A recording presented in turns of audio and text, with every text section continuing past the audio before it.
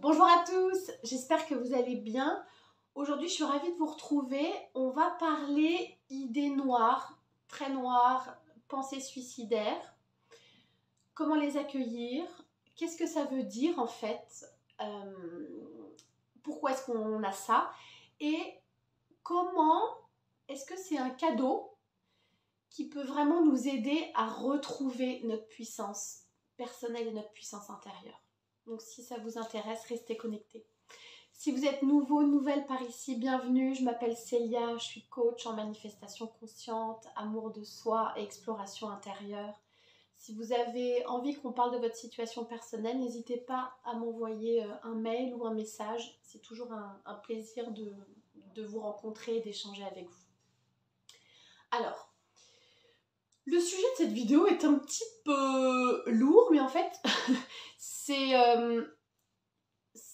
vraiment nécessaire parce que ce que je vois, ce que je sais d'expérience et ce que je vois en séance de coaching, c'est qu'il y a beaucoup de gens qui déjà ne s'autorisent pas à le dire, à vraiment dire les phrases « oui, j'ai des idées noires, oui, j'ai déjà pensé à me suicider, oui, la vie pour moi c'est insupportable, etc. » Donc déjà, la première des choses que j'ai envie de dire, c'est que c'est très important d'en parler à un professionnel, à quelqu'un en qui vous avez confiance, qui va savoir accueillir et j'allais dire un peu encaisser la nouvelle et qui va justement avoir confiance, pleinement confiance dans le fait que vous avez les capacités en vous pour alchimiser.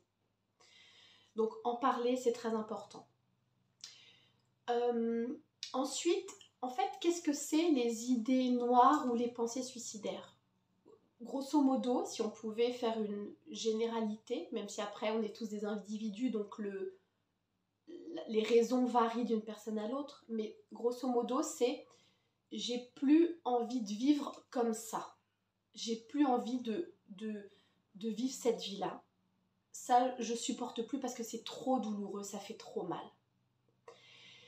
Et en fait, ça me fait penser à vous savez, à l'ouverture du livre Le pouvoir du moment présent. Eckhart Tolle, dans ce livre-là, il raconte que lui, il a toujours eu des pensées suicidaires pendant de nombreuses années. Je crois les 30 premières années de sa vie, c'était assez difficile. Et que quand il a eu, vous savez, son éveil spirituel, c'était une nuit où il a vraiment pris conscience et il y a eu cette phrase qui est venue dans son corps, si on peut dire, « Je ne peux plus vivre avec moi ». Et il s'est dit, c'est bizarre, ça veut dire que je et moi, c'est pas la même personne.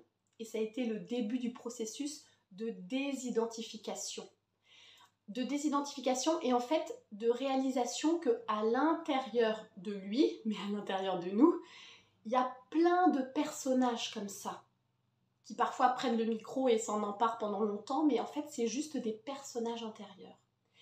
Et en fait, en séance, en parlant avec une personne, j'ai pris cette image d'un masque qu'on porte sur soi et ça m'a vraiment fait penser au film, vous savez, The Mask avec Jim Carrey, qui est un acteur que j'adore. Je me souviens plus bien de l'histoire, mais c'est grosso modo une personne qui est peut-être un peu timide, enfin vous voyez, pas très exubérant, et quand il enfile le masque, il devient un personnage tout autre. Bon, ok, il a la peau verte, mais surtout il est très flamboyant, très sûr de lui, très à l'aise, etc. C'est un personnage qui n'a rien à voir avec ce qu'il était à la base. Et en fait, quand on est comme ça, envahi par des idées noires, des pensées suicidaires, on peut vraiment se le représenter comme si on portait un masque, comme si c'était pas nous. C'est pas le vrai nous, c'est juste le masque qu'on porte qui nous fait nous comporter de cette manière-là et qui fait qu'on va se sentir très mal, que c'est extrêmement douloureux et qu'on peut plus supporter ça. Et en fait, ce qui est, j'allais dire intéressant, je ne sais pas si le mot est bien choisi, mais quand on a comme ça ces moments où c'est de la souffrance extrême et qu'on n'en peut plus de vivre cette vie-là, pour moi, c'est des moments qui sont et en même temps très douloureux, très difficiles. Et vraiment, je vous envoie tout mon amour et toutes mes belles ondes qui traversent la vidéo si vous vivez en ce moment ce genre de moment. Mais pour moi, en fait, c'est vraiment les moments où ça craque, où ça pète. Et ça peut péter dans deux sens. Dans un sens positif, on va voir, et dans un sens négatif où là vraiment la personne elle en peut plus et oui, elle met fin à ses jours. Mais comment ça peut craquer de manière positivement? Et bien en fait c'est justement de se rendre compte que on peut plus vivre avec ce masque de tristesse, avec ces idées noires. La vie est insupportable et c'est plus possible pour nous. Donc si on commence petit à petit à prendre conscience que c'est pas nous, que c'est juste vraiment, vous voyez, quelque chose qui prend possession de nous en fait. Et que on commence du coup à se désidentifier de ça, là il y a quelque chose qui s'amorce. Et en fait, dans les moments où ça craque, où ça pète comme ça, où ça se brise, ou bien il y a quelque chose d'autre qui peut naître de ça. Et tout l'intérêt de cette vidéo, c'est de vous montrer que oui, il y a quelque chose d'autre qui peut naître de ça, et bien sûr, et bien sûr. Je lis mes notes parce que j'ai quand même pris des notes pour être, vous voyez, pour suivre un peu un fil conducteur, on va dire. Donc, pour moi, quand on est dans ces moments très difficiles, il y a une énergie qui vient, qui doit venir, enfin, comment dire, qui est bonne à accueillir, c'est l'énergie du ras-le-bol. C'est l'énergie de vraiment, j'en peux plus d'être comme ça. Parce que c'est pas une vie, c'est de la survie, enfin c'est de la torture. Et cette énergie du ras-le-bol, elle est très bénéfique, parce que ça va être une sorte de combustible qui va nous permettre de nous transformer et d'alchimiser ça. Et de se rendre compte que, eh ben non, je veux plus mettre ce masque le matin quand je me réveille parce que c'est trop douloureux, je n'en peux plus. Et d'essayer de voir comment petit à petit, eh ben, on peut choisir un autre masque qu'on porte. Parce qu'en fait, dans la vie, même les gens qui n'ont pas des pensées suicidaires ou des idées comme ça qui sont très noires, ils mettent un masque le matin. On choisit tous le masque. Enfin, parfois on n'en a pas conscience, mais le matin, on se lève, pouf, on revient dans notre corps humain, et voilà, on s'habille et pouf, on met le masque social, le masque dans lequel on a l'habitude d'être, mais on en porte tous un.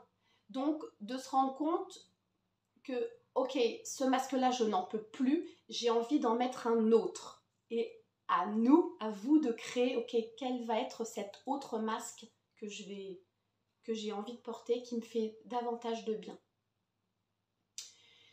L'autre chose qui est importante, c'est que quand on est pris comme ça dans des idées noires, alors je vais peut-être vous mettre le lien d'une vidéo que j'ai faite sur les moments qui sont insupportables, quand on est vraiment dans le pic de la tempête.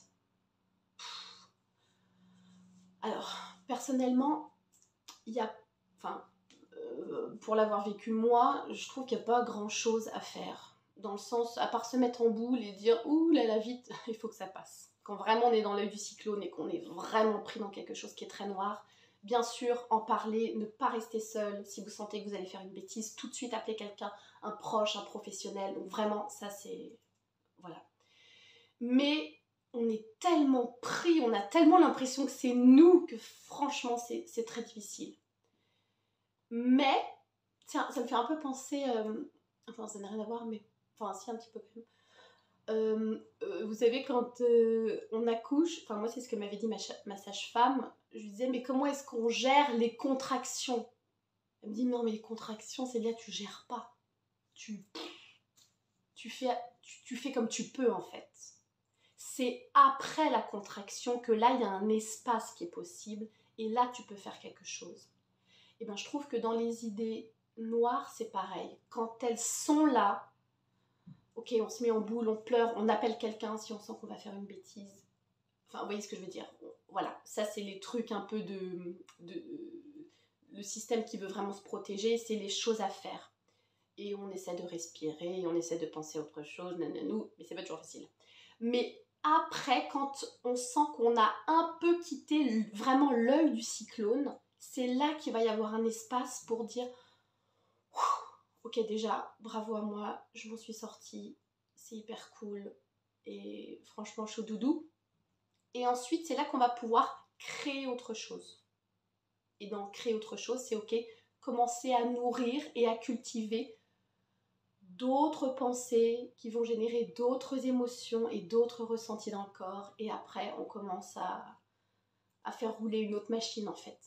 Parce que on est des bêtes, des bêtes, oui, des grosses bêtes d'habitude. C'est-à-dire que ce qui est habituel pour nous, notre mental, il aime bien les habitudes. Donc même si vous avez l'habitude de mettre votre masque de tristesse, même si c'est de la souffrance et de la douleur extrême, et ben d'une certaine manière, c'est du connu. Et le mental, il aime bien le connu. Donc, c'est petit à petit changer ce qui va être connu. Donc, commencer à arroser d'autres plantes dans votre jardin. C'est-à-dire des plantes, des pensées de franchement, bravo à moi d'avoir vécu tout ça. Je sens que là, j'ai envie de créer quelque chose d'autre. J'ai envie de croire qu'il y a quelque chose d'autre qui est possible pour moi.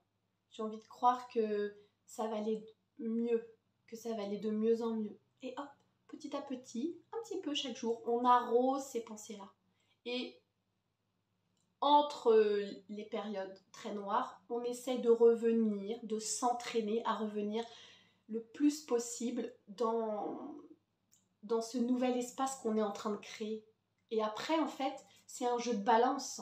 Avant, on était de manière majoritaire dans comme ça un égrégore de pensées horribles et qui nous faisaient beaucoup de mal. Et puis petit à petit, la balance s'inverse et on essaie de nourrir et de cultiver quelque chose qui est plus doux en fait. Et quelque chose dont on a vraiment envie. Pour moi, c'est vraiment ça.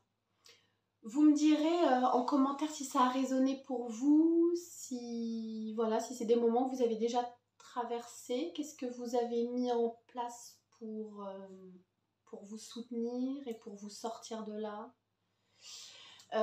Voilà, et vraiment bravo à vous qui avez survécu, je trouve, ces moments-là et qui avez ou qui êtes en train de survivre à ça et qui êtes en train de créer autre chose. Vraiment, c'est magnifique. C'est magnifique, bravo, et je vous envoie tout plein d'amour et tout plein de lumière pour vous. Je vous embrasse et puis je vous dis à très vite pour une nouvelle vidéo.